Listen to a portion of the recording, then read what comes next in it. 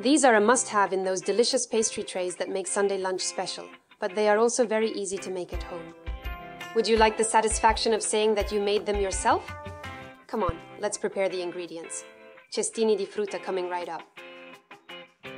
Pour the flour, the baking powder, the cold butter from the fridge, and the lemon zest in a bowl.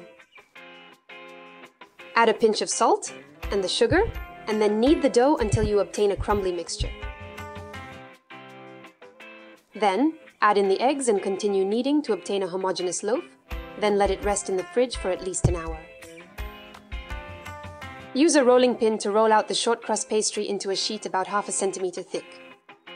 Then use a cookie cutter to cut out discs.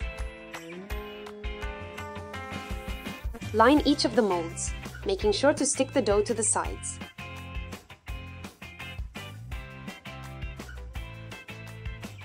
Poke the dough with the prongs of a fork so that the dough does not rise too much while cooking.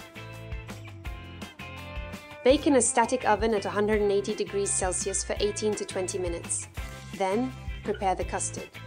In a saucepan, heat the milk with the vanilla pod and seeds. Bring it to a simmer, then remove the vanilla bean. In another pot, beat the egg yolks and sugar.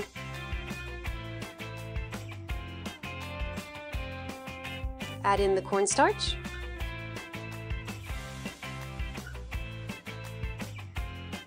Then pour the heated milk into the mixture a little at a time, while stirring it with a whisk. Return it to the heat. And stir continuously until the cream has thickened. Now I can assemble my molded and cooled pastry baskets by first filling them with a generous piping of cream. And decorate with fresh fruit.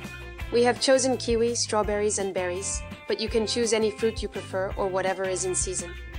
Add a little mint leaf on top. Many recipes include gelatin, which is essential in a bakery, but in our opinion it isn't really necessary in a home-baked version. So instead, to preserve the fruit and make it shine, mix some apricot jam with water. And brush that on the surface of the basket. Voila!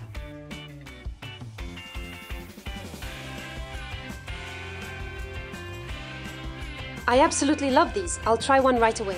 Bon appétit!